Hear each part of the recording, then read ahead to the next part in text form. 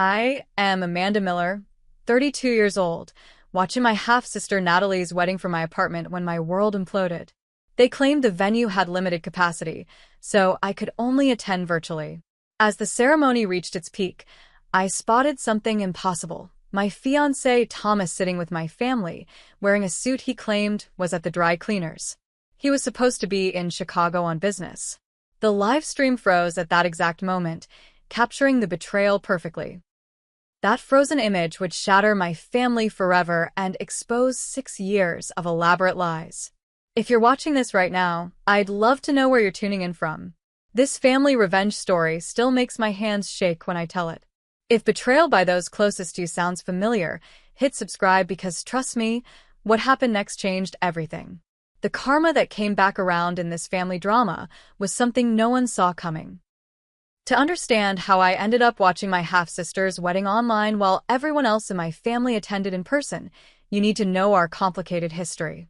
My parents divorced when I was 14. I still remember the night my dad, Richard Miller, told me he was leaving. He packed his suitcases while my mom Karen sobbed in their bedroom.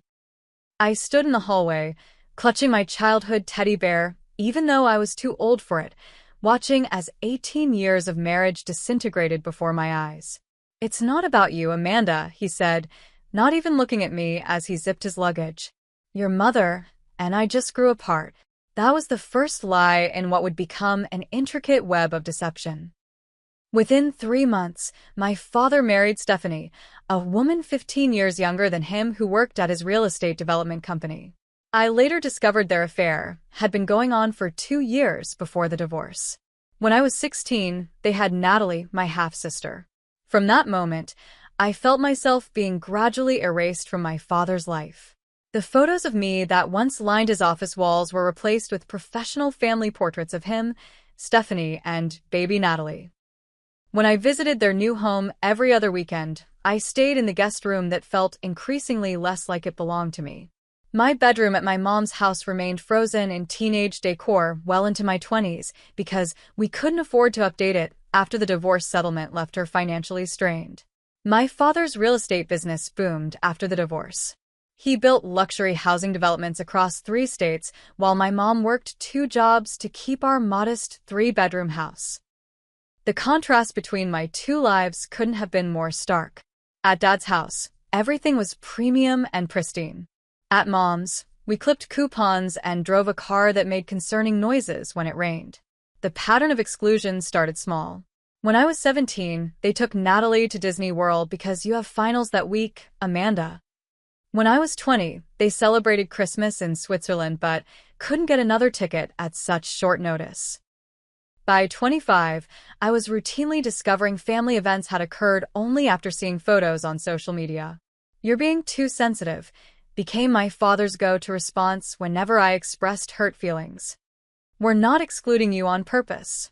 It's just logistics." My mother passed away from breast cancer when I was 27. The funeral was the last time the entire extended family was together in one place. My father gave a stiff, formal eulogy that focused more on their early dating years than their marriage or her role as a mother. Stephanie stood beside him, her hand possessively on his arm, while Natalie, then 11, looked bored and played games on a tablet throughout the service. After Mom died, I threw myself into my career as a graphic designer. I built a modest but growing freelance business working remotely for clients across the country. My apartment was small but mine, paid for with money I earned myself, unlike my half-sister's private school education and designer wardrobe. I met Thomas Reeves 3 years ago through mutual friends at a housewarming party. He was charming, attentive, and seemed genuinely interested in my design work. With dark hair that always fell just right and an easy laugh, he quickly became the center of my world. He worked at a tech startup developing some kind of financial software I never fully understood, but his ambition impressed me. Within 6 months we moved in together, and last year, he proposed with a modest but beautiful ring. Thomas knew all about my family situation. He held me on the anniversaries of my mother's death when I couldn't stop crying. He listened to my frustrations about being excluded from another family vacation. He even encouraged me to keep trying with my father. Family is important, he would say. Sometimes you have to be the bigger person. In retrospect, his insistence that I maintain contact with my father despite the ongoing hurt should have been my first red flag. Thomas met my father and Stephanie at a tense dinner shortly after we got engaged. I noticed they seemed to hit it off surprisingly well, with my father asking detailed questions about Thomas's startup. They exchanged phone numbers to discuss potential investment opportunities. I was pleased at the time, thinking it might help bridge the family gap.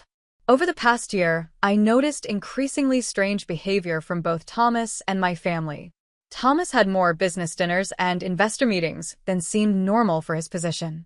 My father occasionally mentioned Thomas in phone calls, but would quickly change the subject when I asked for details. Stephanie began sending me birthday and holiday cards, something she had never bothered with before. It all seemed odd, but I was so happy to see positive movement in our family relationships that I ignored my instincts. After years of feeling like an outsider, I was finally seeing glimmers of acceptance. Or so I thought. The truth was much darker than I could have imagined, and it would take a wedding live stream freezing at exactly the wrong moment for everything to come crashing down.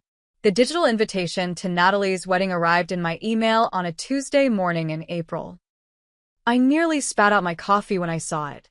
My half-sister was only 17, barely out of high school.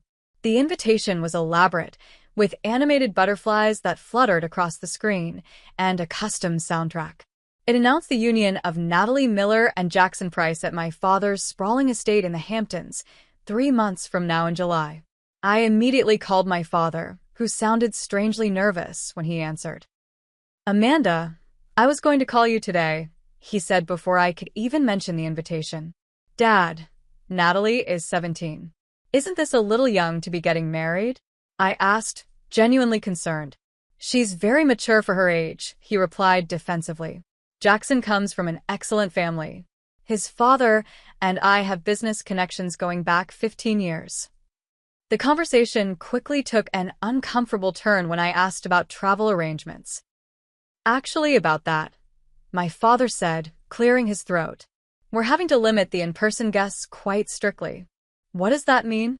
I asked, already feeling a familiar sinking sensation. "The venue has capacity limitations," he explained, though the venue was his own 15-acre estate with multiple buildings and expansive grounds. Fire codes and all that. But we've arranged for professional live streaming for extended family and friends who can't attend in person." "You're saying I can't come to my own sister's wedding?" My voice cracked despite my efforts to remain composed. "Half-sister," Stephanie interjected in the background, not quite quietly enough. "And it's not just you, Amanda. We had to make difficult decisions about the guest list." I later discovered that distant cousins I'd never even heard of had received physical invitations while I was relegated to the virtual experience.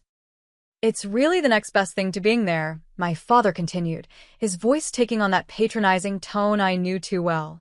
"The streaming company is top-notch. Multiple camera angles, high definition. You'll be able to see everything.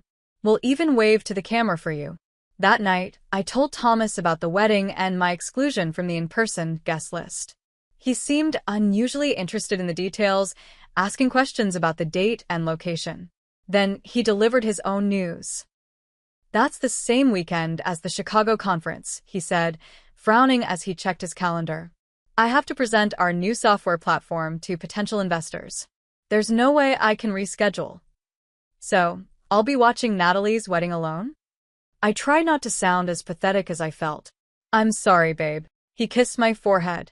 "But hey, maybe it's for the best. Those family events are always stressful for you anyway." In the weeks leading up to the wedding, I received increasingly detailed emails about the live stream. Technical instructions, testing links, even suggestions for creating an immersive at-home experience, including recommended champagne pairings for different parts of the ceremony. The level of production value for excluding me was almost impressive. Meanwhile, Thomas became busy with preparation for his Chicago trip. He bought a new suit, claiming his old one was too worn for important investor meetings. He took it to the dry cleaners and said he'd pick it up right before his flight. "This deal could change everything for us," he said excitedly. "If I land these investors, We might be able to afford that house we looked at. I was supportive, if distracted by the approaching wedding. I helped him prepare his presentation, giving design feedback and practicing questions with him late into the night. A week before the wedding, I started seeing social media posts from relatives. Aunt Judith posting about her flight to New York. Cousin Patrick checking in at a hotel near my father's estate. Everyone was arriving early for various pre-wedding events, a welcome dinner, a beach party, a golf outing.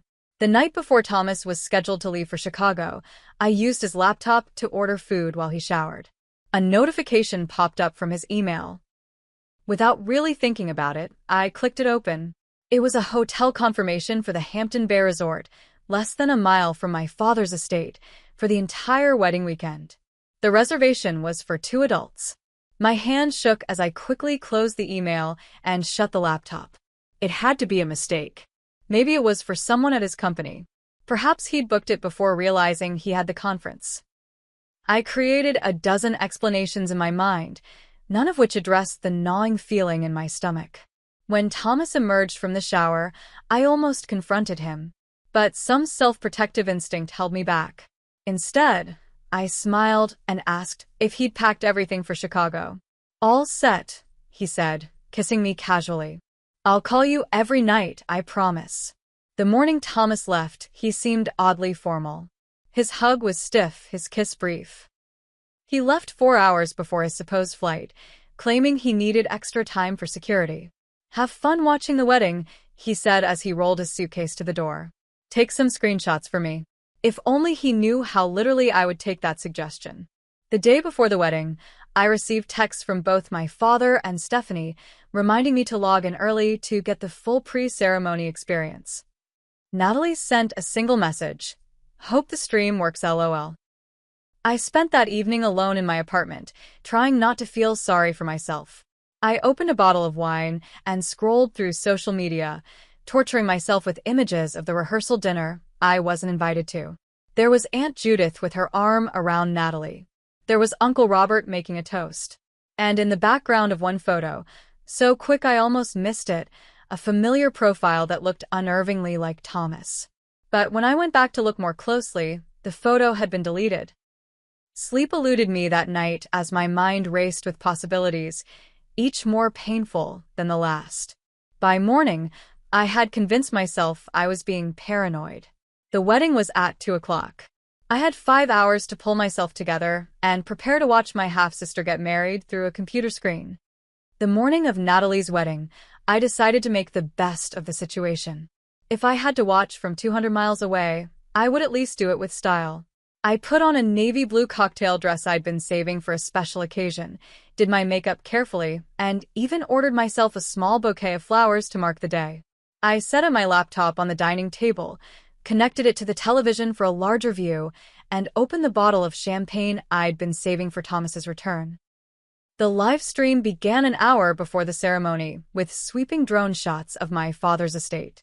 The property looked even more impressive from the air, with manicured gardens, a reflecting pool, and white chairs arranged in perfect rows on the main lawn. A string quartet played softly as guests arrived, the women in colorful summer dresses, the men in light suits appropriate for a July afternoon. I poured myself champagne and watched as the camera panned across the gathering crowd. I recognized relatives I hadn't seen in years. My father's business associates. Stephanie's large extended family. Everyone seemed to be having a wonderful time, greeting each other with hugs and air kisses, accepting flutes of champagne from circulating waiters. The camera occasionally focused on Natalie getting ready in my father's house, her makeup being applied by a professional artist, Stephanie fussing with the veil. My half-sister looked beautiful in an elaborate gown that probably cost more than my annual rent. For a moment, I felt a pang of something like affection for her. She was just a teenager, after all. This whole excessive production wasn't her fault. At exactly 2 o'clock, the music changed and the ceremony began. The officiant took his place under an archway covered in white roses. The groom, Jackson, walked to the front with his best man. I didn't know much about Jackson except that he came from money and had known my father for years through business connections. The wedding party proceeded down the aisle one by one. Bridesmaids in pale pink dresses. Groomsmen looking uncomfortable in their formal wear in the summer heat. A flower girl who looked to be about 4 scattering rose petals with determined concentration. As the camera panned across the seated guests during the procession, I started noticing faces that made my blood run cold. My cousin Melissa, who had told me she couldn't afford to fly in from California. My father's oldest friend, Bernard, who had messaged me last week saying he was having surgery and would also be watching online. And then, in the third row on the groom's side, partially obscured by a large floral arrangement but unmistakable to me, Thomas. My fiancé. The man who was supposed to be in Chicago presenting to investors. He was wearing the new suit he'd bought, his hair freshly cut, looking completely at ease. He was seated between my Uncle Philip and a woman I recognized as my father's executive assistant. I choked on my champagne, spilling it down the front of my dress. I fumbled for the remote to pause the stream, but in my shock, I dropped it. By the time I retrieved it from under the table, the camera had moved on to show Natalie beginning her walk down the aisle on my father's arm. I sat frozen, barely breathing, as the ceremony continued. My mind was spinning, trying to make sense of what I'd just seen. There had to be an explanation. A coincidence. A misunderstanding. But deep down, I knew. The camera returned to wider shots of the guests during the vows. I scrutinized every frame, searching for Thomas. There he was again, smiling as Natalie and Jackson exchanged rings. He looked completely at home, occasionally leaning over to whisper something to my uncle. This wasn't someone who had been invited at the last minute. This was someone who belonged there. As my half-sister and her new husband shared their first kiss as a married couple, the camera panned across the applauding crowd. And that's when the live stream froze. The image that burned itself into my retinas was devastating in its perfect clarity. Thomas standing and applauding with everyone else, a broad smile on his face. My father with his arm around Stephanie, looking triumphant. And most shocking of all, around Stephanie's neck was my grandmother's sapphire pendant, a family heirloom that my mother had always told me would be mine someday. I stared at the frozen image, unable to move or think clearly. The seconds ticked by, but the stream didn't resume. The technical difficulties couldn't have happened at a more revealing moment. It was as if the universe wanted me to have time to fully absorb every detail of the betrayal playing out before me. With shaking hands, I took screenshots of the frozen frame, zooming in on Thomas, on the necklace, on my father's smug expression. I tried refreshing the page, but a message appeared saying, "Connection lost. Please stand by." I grabbed my phone and called Thomas. Straight to voicemail. I texted him, "I can see you at the wedding. What the hell is going on?" The message showed as delivered but not read. I tried my father next. Again, voicemail. I left a message that consisted mostly of incoherent questions and barely contained sobs. Finally, I texted Natalie. "Congratulations on your wedding. Interesting to see Thomas there when he told me he was in Chicago." The reads appeared immediately, showing she was typing a response. Then they disappeared. No message came. I sat in my apartment, still dressed up with nowhere to go, surrounded by the trappings of my pathetic solo wedding viewing party, and let the tears come. I cried until my makeup ran in black streaks down my face.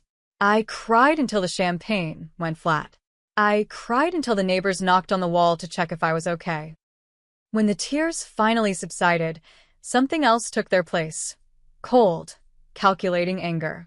I looked again at the screenshots I'd taken. There was a story here that needed to be uncovered. Why was Thomas at my half-sister's wedding? Why was Stephanie wearing my grandmother's necklace? Why had so many people lied to me? The live stream never came back online. Instead, an apologetic email arrived from the streaming company citing technical difficulties beyond our control. But it didn't matter. I'd seen enough. I spent the rest of that evening in a strange, calm state, methodically making notes about everything I'd observed and every question I needed answered. As night fell, I opened my laptop again, but not to check for updates on the wedding. Instead, I began what would become a weeks-long investigation into the web of lies surrounding me. If you've ever had that moment where everything you thought was true suddenly shatters, you know exactly how I felt. The betrayal cuts deeper when it's family, doesn't it? Looking back now, I realize that frozen wedding livestream was actually a gift, forcing me to see what had been happening right in front of me all along. If you're dealing with family betrayal too, comment below with a ice cube emoji so I know I'm not alone in this experience.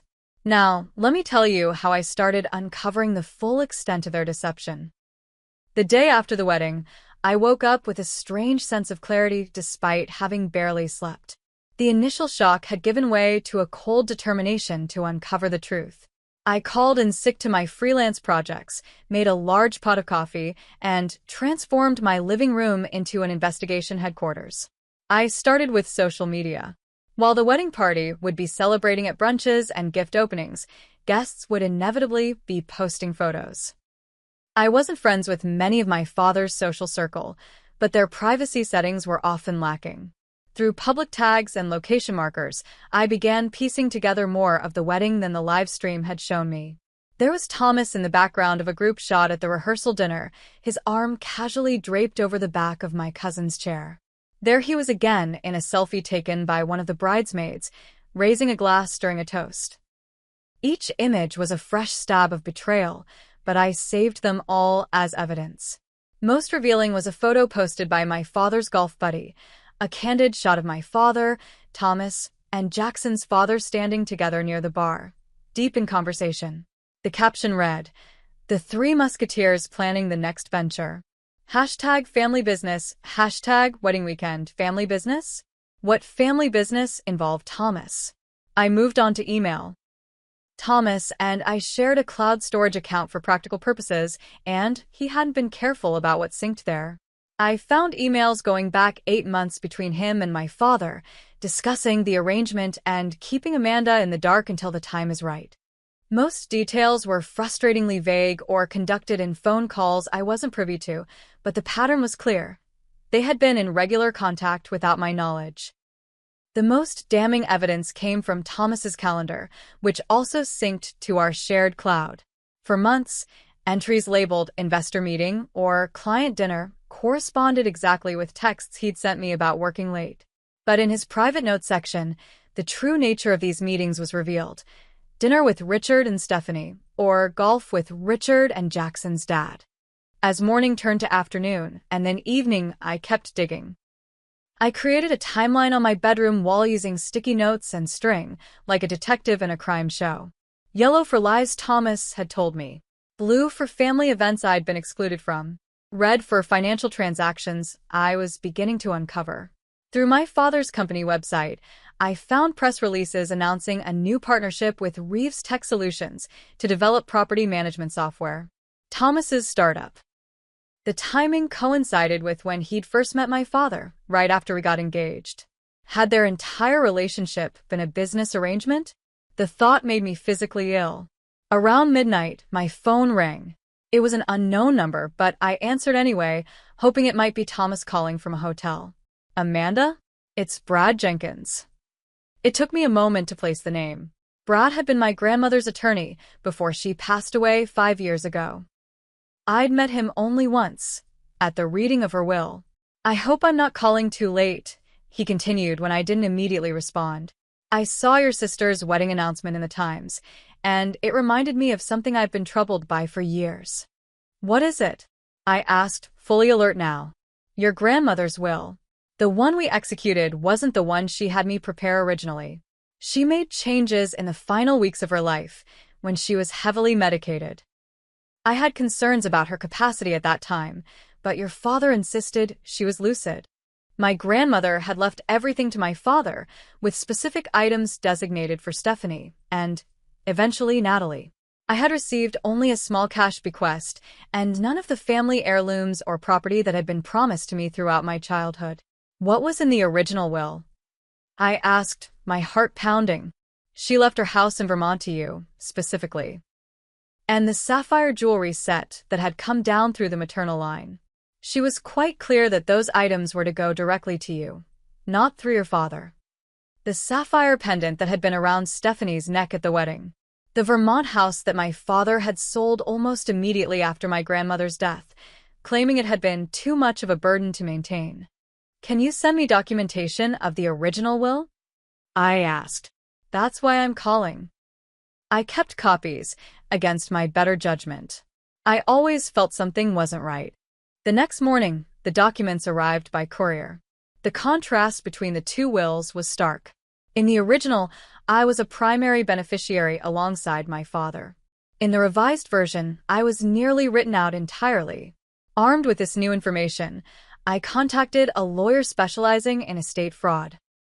Then I reached out to a financial journalist who had once interviewed me for an article about freelance designers.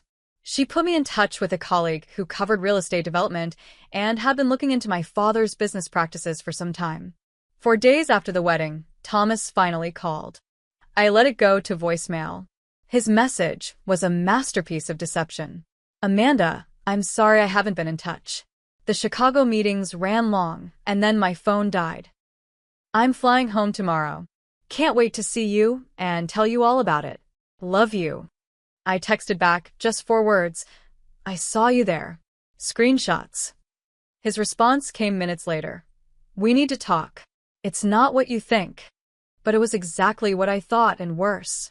As my investigation continued, I uncovered a complex web of financial entanglements between Thomas's startup and my father's company. What had initially appeared to be a standard investment was actually something closer to a bribe or payoff. I found a transfer of $50,000 from my father to Thomas shortly after we began dating. Another $75,000 when we got engaged. The startup was essentially a shell company, existing primarily on paper and funded almost entirely by my father. The most devastating discovery came a week after the wedding, when I met with Maria, my father's former assistant, who had been let go the previous year. Over coffee in a quiet corner of a cafe, she confirmed my worst suspicions. Your father hired Thomas to date you, she said, unable to meet my eyes. It started as a way to keep tabs on you after your mother died. Richard was worried you might contest your grandmother's will. So, our entire relationship was a lie? My voice sounded hollow, even to my own ears. At first, yes. But Thomas talked about you all the time at the office. I think he genuinely fell for you eventually. She reached across the table to touch my hand. That's why I got fired, you know. I told your father it was wrong to keep manipulating you. That you deserved to know the truth.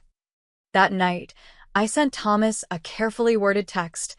I know everything. About the money. About why you started dating me. If you want any chance of explaining your side, come home tomorrow. Otherwise, don't bother coming back at all. His response was immediate. I'll be there. There's more to this than you know. As I waited for the confrontation that would determine the course of my future, I gathered every piece of evidence I had collected. Emails, bank records, calendar entries, the 2 versions of my grandmother's will, the wedding photos showing Thomas integrated with my family. I arranged them all in a folder labeled The Truth. Then I waited for the man I had loved, the man who had been paid to love me in return, to come home and face what he had done. Have you ever felt that gut punch moment when you realize someone close to you has been living a double life? The pieces were all falling into place for me, but I still had to confront Thomas face to face. Before I tell you about that explosive conversation, hit like if you've ever had your trust shattered by someone you thought you knew. And stay with me because what I discovered next changed everything about how I would get justice. Thomas returned on a Wednesday afternoon, 6 days after the wedding. I heard his key in the lock and steeled myself for the confrontation I had been rehearsing in my mind. He entered cautiously, setting his suitcase by the door as if unsure whether he would be staying. He looked tired, his usually perfect hair disheveled, his expression wary. Amanda, he began, taking a step toward me. I held up my hand to stop him.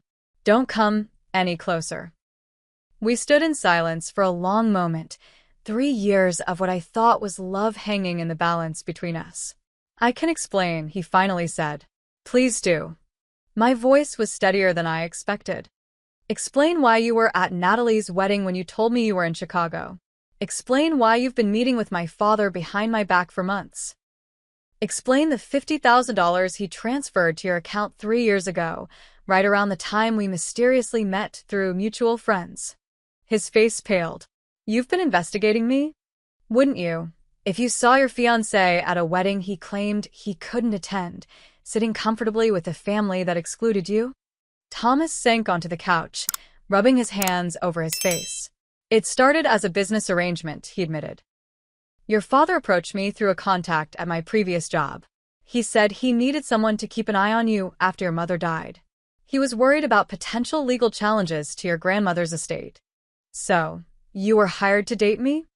The words tasted bitter in my mouth. Initially, yes. He looked up at me, his eyes pleading. But Amanda, I fell in love with you for real. After the first few months, it wasn't an act anymore. Is that why you kept meeting with my father? Why you kept lying about where you were going? Because it wasn't an act. I got trapped in a situation. I tried to back out of the arrangement once I realized my feelings for you were genuine, but your father threatened to pull funding from my startup. Everything I've built would have collapsed. Your startup that's actually just a shell company funded entirely by my father. I raised an eyebrow. The one that doesn't actually have any real clients or products? Thomas flinched. We're developing real software. The funding arrangement is complicated, but the business is legitimate. Is that why you needed to be at Natalie's wedding? For business? Your father insisted. He said it would look suspicious if his future son-in-law wasn't there. But not suspicious that his actual daughter wasn't invited? I laughed bitterly. And what about our engagement? Was that part of the business arrangement too? No. Thomas stood up, taking a step toward me. I proposed because I love you. Your father was actually against it. He thought it would complicate things. Complicate what things, exactly? Before Thomas could answer, my phone rang. My father's name flashed on the screen. I showed it to Thomas, whose expression shifted from pleading to resigned. He's probably calling to do damage control, Thomas said. He knows I'm here. I put the phone on speaker. Hello, Dad. Amanda. My father's voice was tight with controlled anger. I understand Thomas is with you. Yes, we're having a fascinating conversation about how you hired my fiancé to spy on me. Would you like to join us and add your perspective? There was a pause then. This isn't a topic for a phone call. We should meet in person. Actually, I think speakerphone is perfect for this conversation. Thomas was just about to explain what our engagement was complicating in your master plan. Thomas, my father's voice hardened. Remember our agreement. What agreement is that, Dad? I pressed. The one where he pretends to love me? Or the one where he helps you steal my inheritance? That's enough, Amanda. My father's tone shifted to the condescending one I knew so well. You're being dramatic as usual. If you'd just let me explain. I'm all ears. Please explain why Stephanie was wearing Grandma's sapphire pendant at the wedding. The one that Grandma always said would be mine. Another pause, longer this time. I could almost see my father calculating his next move. Your grandmother changed her mind about certain bequests before she died, he said carefully. It's all perfectly legal. Except that I have a copy of her original will, I countered. The one she made when she was fully competent, before you started messing with her medication schedule during those last weeks. Who gave you that? My father's voice rose sharply. Those documents are confidential. Apparently your conscience isn't the only one that's been bothering people all these years. The three-way conversation continued to deteriorate from there. My father alternated between threats and attempts at emotional manipulation. Thomas sat in miserable silence, occasionally trying to interject with defenses that satisfied neither me nor my father. At one point, Stephanie joined the call, her shrill voice adding another layer to the chaos. Amanda, you need to stop this vindictive behavior, she said. Your father has only ever wanted what's best for the family.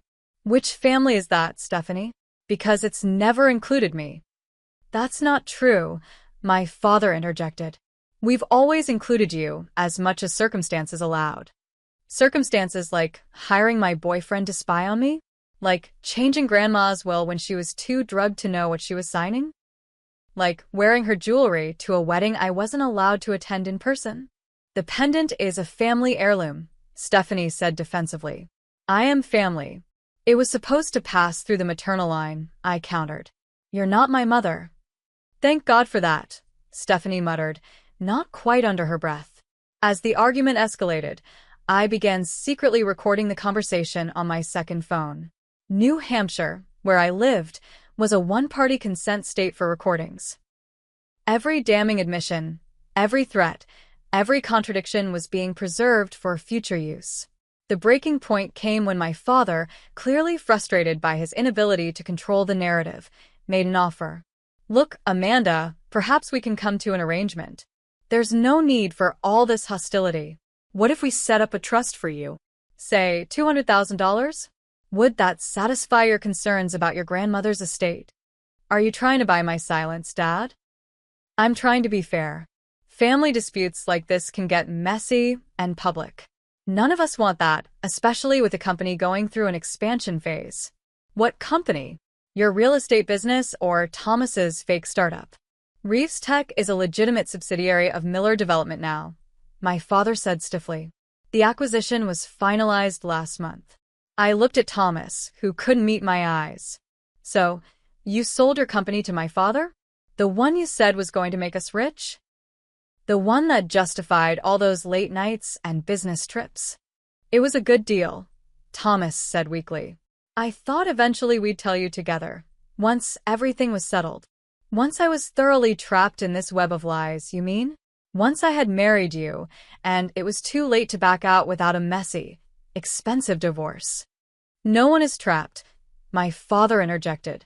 Think of it as a merger of families and businesses. Thomas brings technical expertise we need for modernizing our property management systems. You could join the company too, Amanda. We could use someone with your design skills for marketing materials. The casual way he suggested incorporating me into his scheme after years of exclusion was the final straw. I don't want your money, I said coldly. I don't want a job at your company. What I want is everything that should have been mine from the beginning. Grandma's house, her jewelry, my fair share of her estate, and a public acknowledgement of what you've done. That's not going to happen, my father said, all pretense of reconciliation gone from his voice. Be reasonable, Amanda. Take the trust fund. Move on with your life. Without Thomas, you mean? Now that he's served his purpose. Thomas's relationship with you is never part of our official business arrangement, my father said carefully. Whatever personal relationship developed between you two is your own affair. How generous of you, I replied sarcastically. The call ended shortly after, with my father making vague threats about legal consequences if I pursued my baseless accusations and Stephanie adding a final barb about how I'd always been difficult, just like your mother. When the line went dead, Thomas and I sat in silence. Outside, rain had started to fall, pattering against the windows of the apartment we had shared, the home I had thought was built on love. What happens now? Thomas finally asked.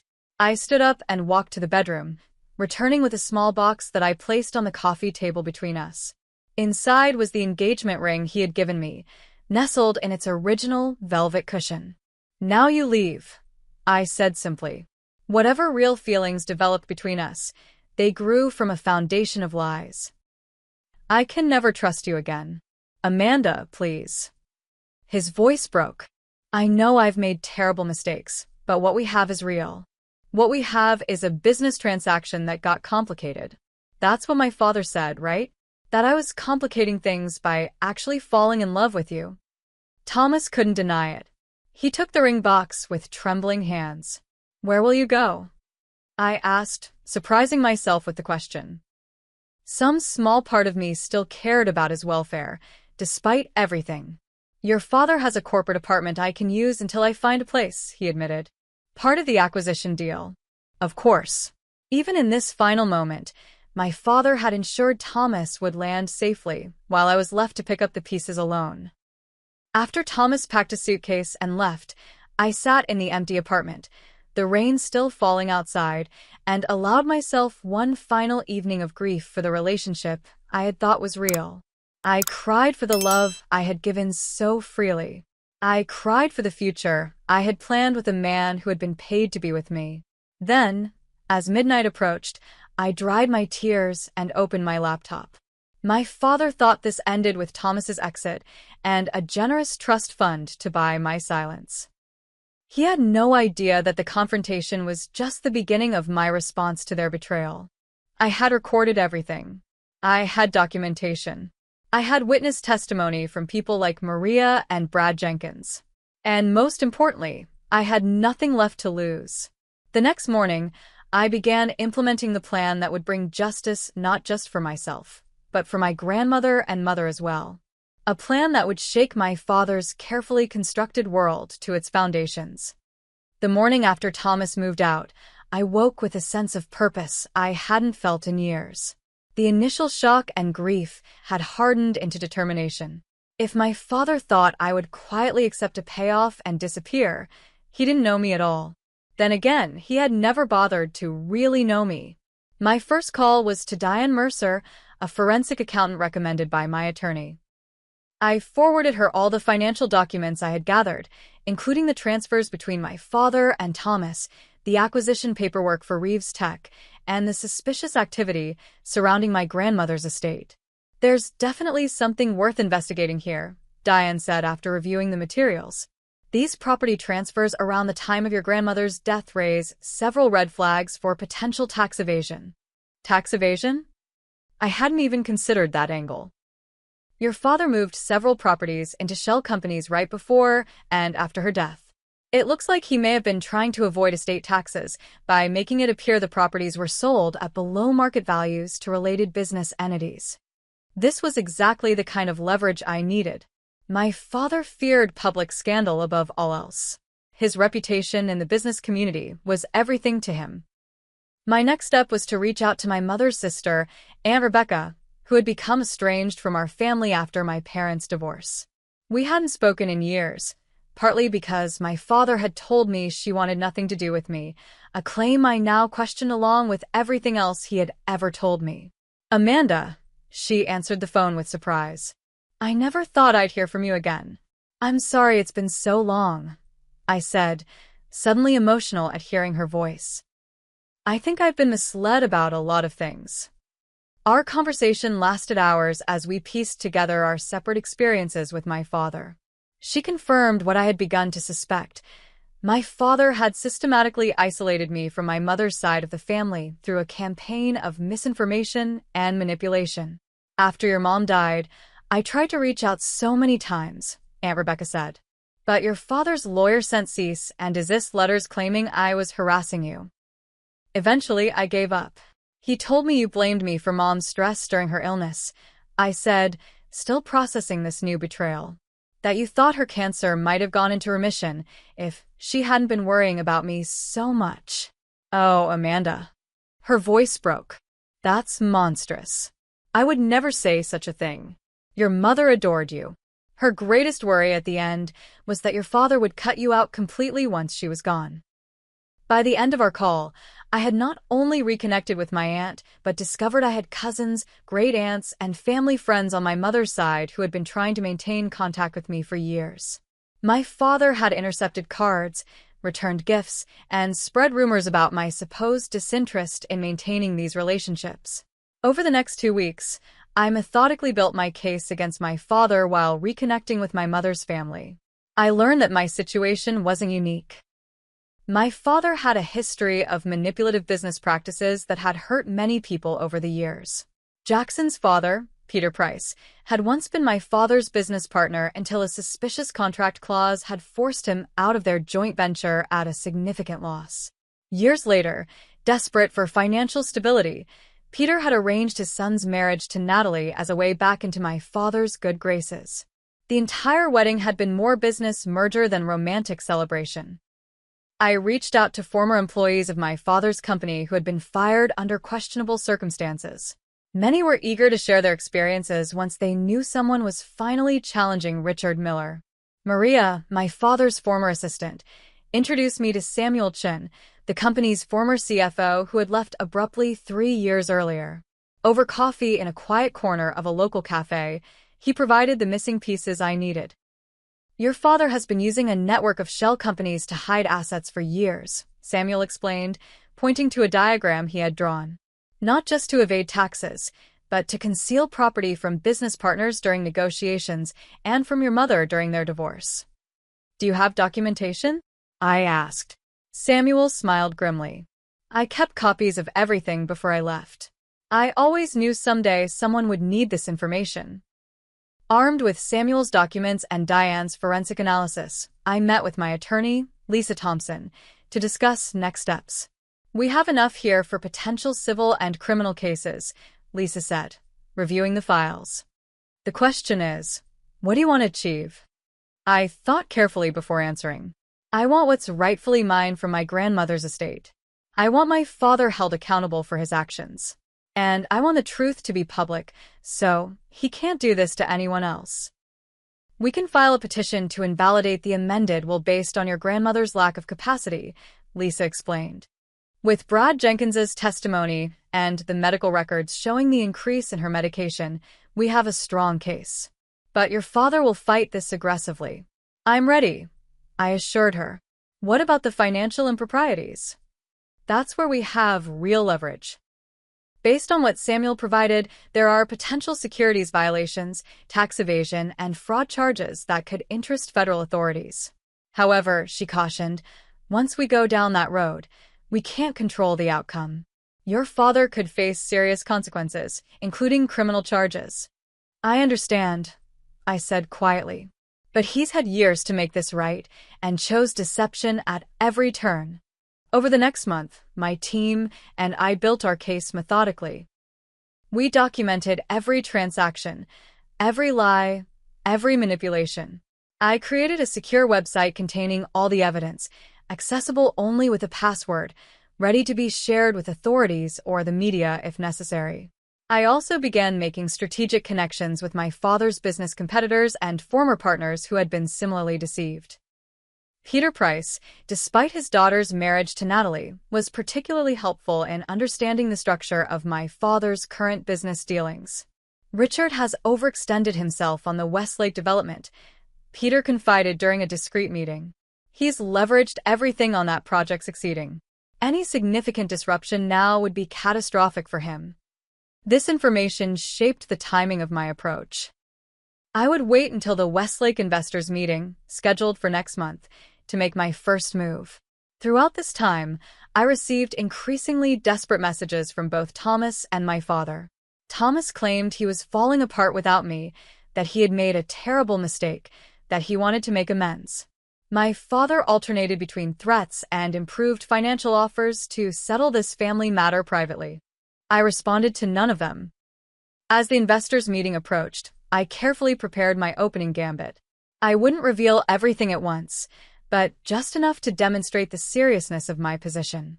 My lawyer drafted a formal letter outlining the will contest and evidence of financial improprieties, with a clear message. We were prepared to take this information to the authorities and the media unless specific conditions were met. Those conditions included: 1.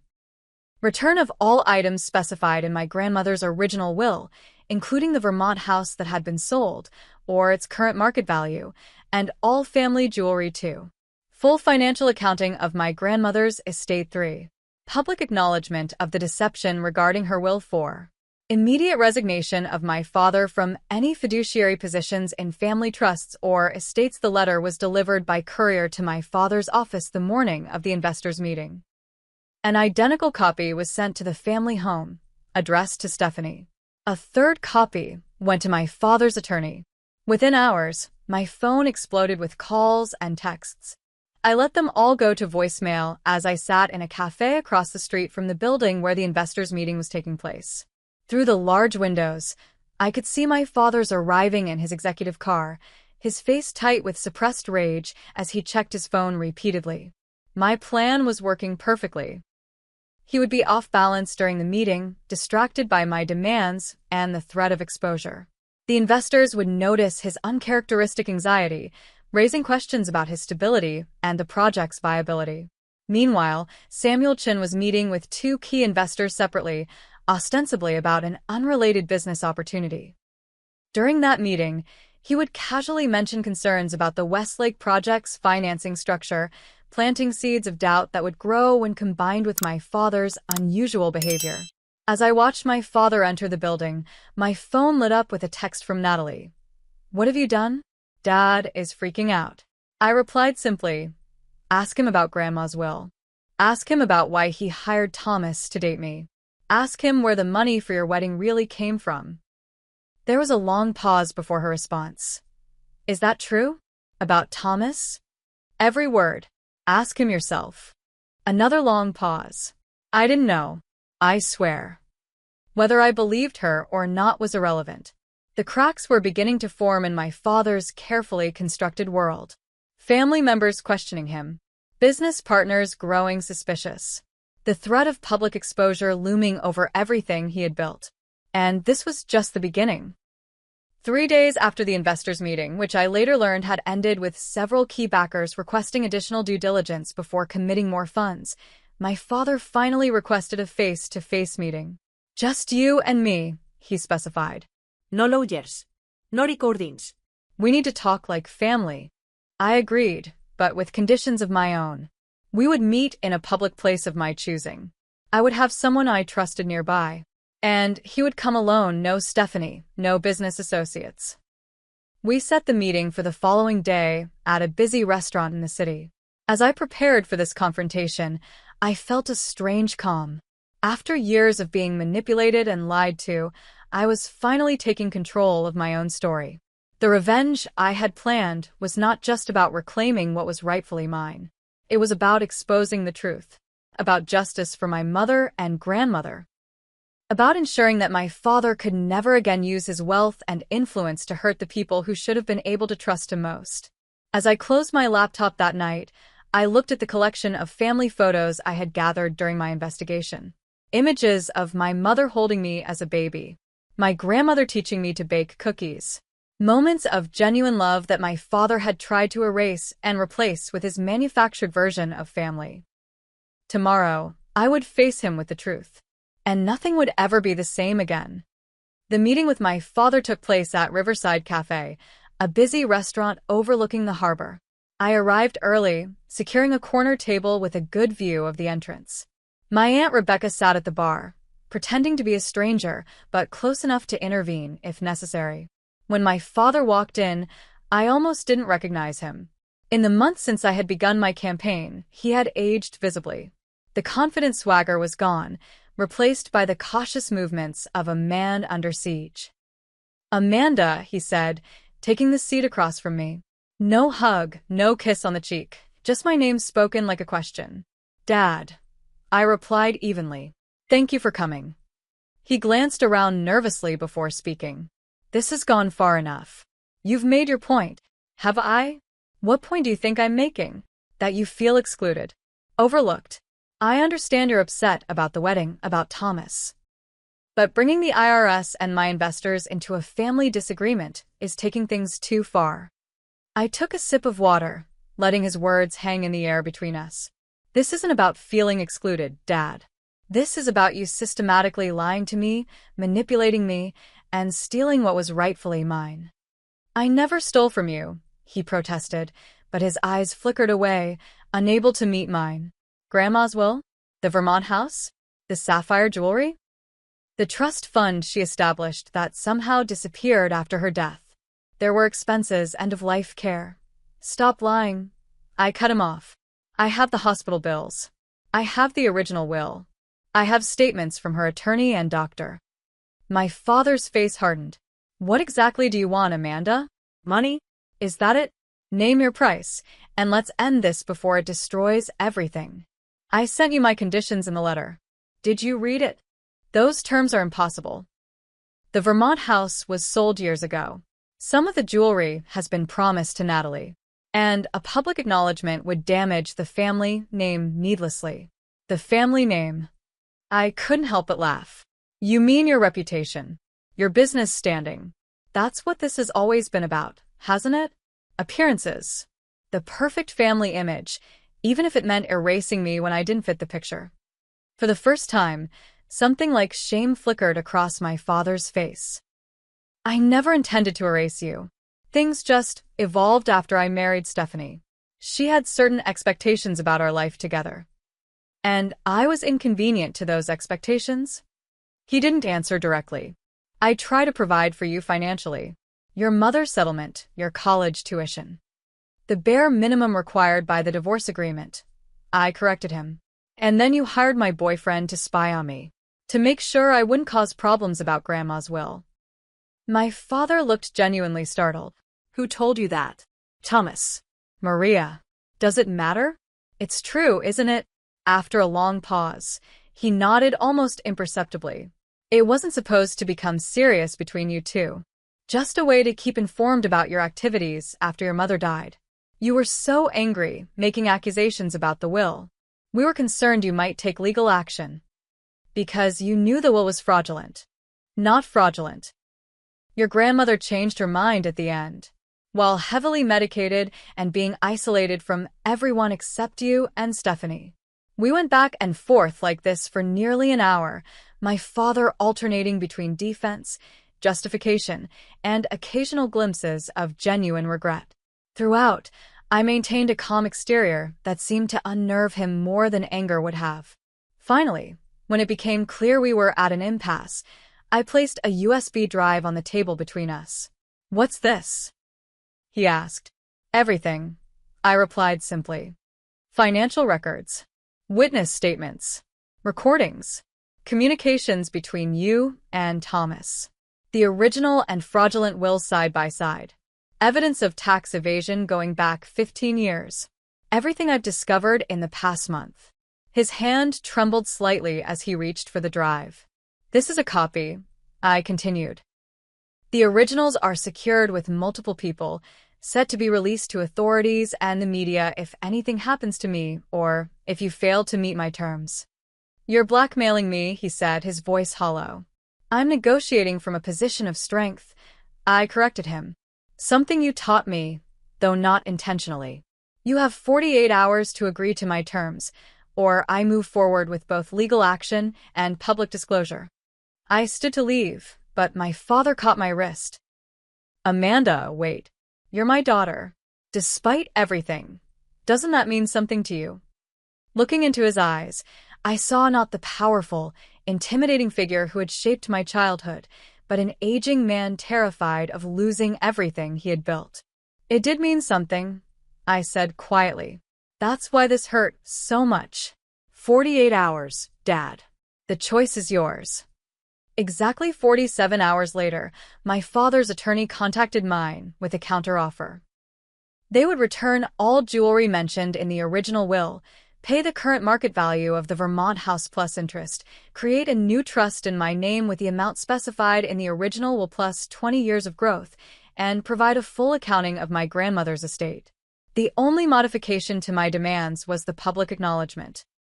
Instead of a public statement, my father offered a private family gathering where he would admit his wrongdoing to all extended family members from both sides.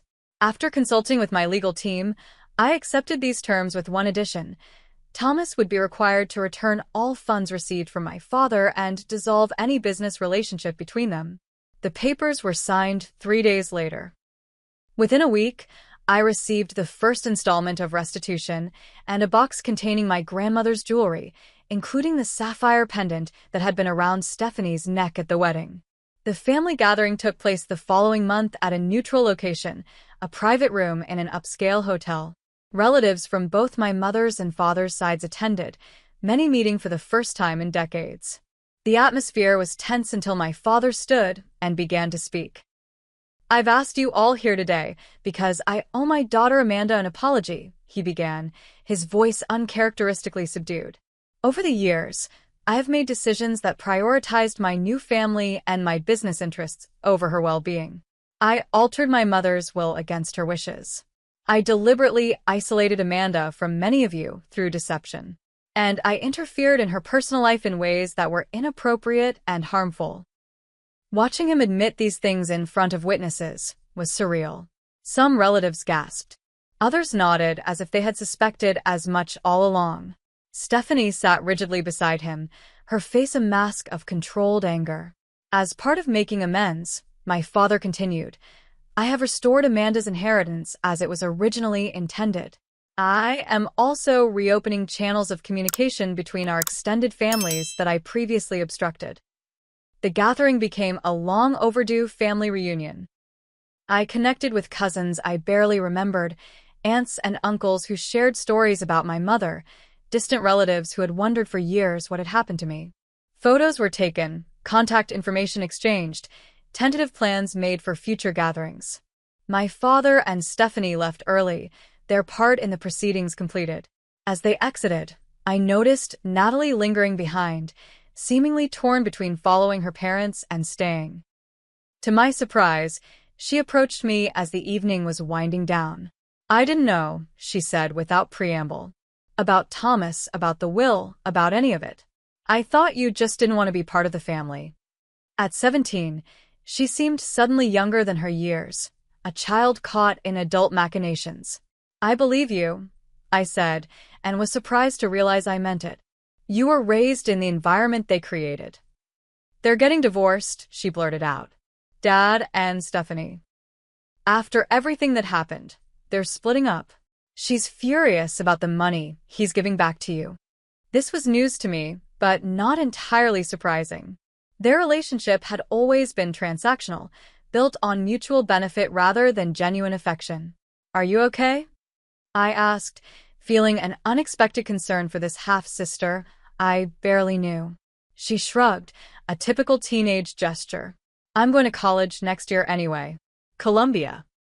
Dad's already transferred the tuition into a separate account, so it's protected from whatever happens next.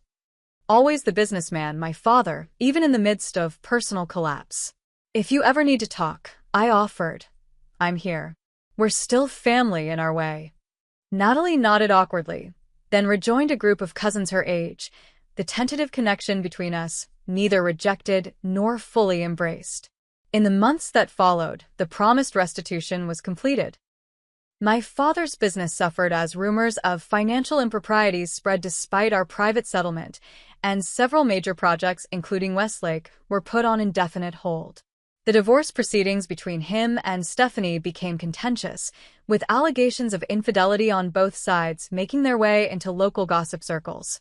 Thomas attempted to contact me several times, each message more desperate than the last. He had lost his company, his financial backing, and apparently his self-respect.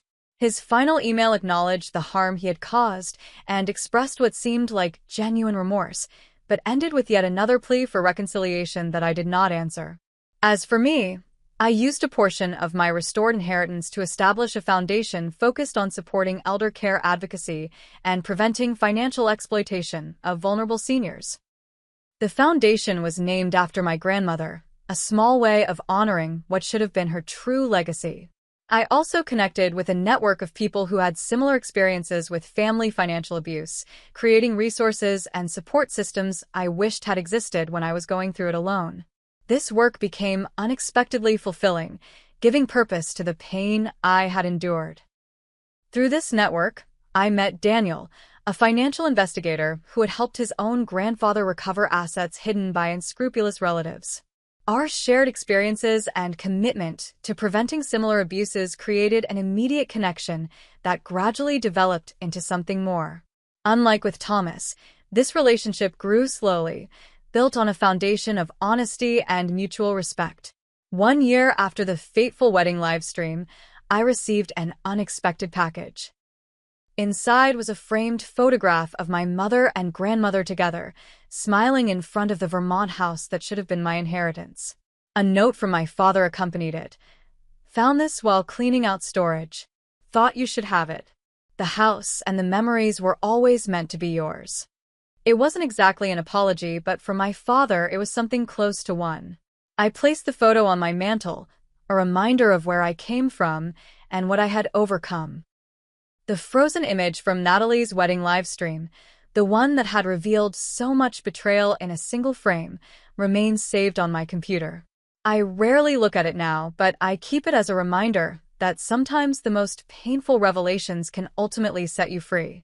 That moment of technical failure had been a gift, forcing me to see what had been happening around me all along and giving me the evidence I needed to reclaim my rightful place in my family's story. Family betrayal cuts deeper than any other kind. If my story resonated with you in any way, I'd love to hear about your own experiences with family justice in the comments below. Have you ever had to stand up to family members who wronged you? What gave you the strength to do it? Like and subscribe if you want to hear more stories about finding your voice after betrayal, and share this video with someone who might need to know they're not alone in their family struggles. Thank you for listening to my journey from exclusion to empowerment. Remember, sometimes the family we build for ourselves after betrayal becomes stronger than the one we were born into.